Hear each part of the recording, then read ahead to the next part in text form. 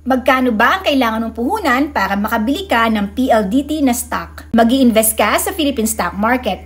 Bibili ka ng shares of stock ng PLDT. Sa halagang 20,000 pesos, makakabili ka ng 10 shares of PLDT. Kasi as of October 30, 2024, ang market price per share ng PLDT ay 1,462 pesos per share. So, i-divide mo ang 20,000 pesos sa 1,462 pesos per share, that's 13.68. Pero ang board lot ng PLDT ay 5. Pag sinabi mong board lot, ito yung minimum number of shares na pwede mong i-trade sa stocks. Kaya simulan mo ng aralin kung paano magsimula mag-invest sa Philippine stock market para maging part owner ka ng PLDT at iba pang malalaking kumpanya dito sa Pilipinas.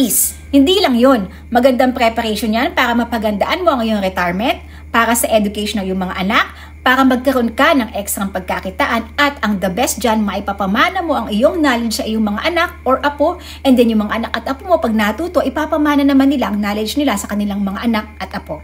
Okay? So simulan mo ng aralin kung paano magsimula mag-invest sa Philippine stock market.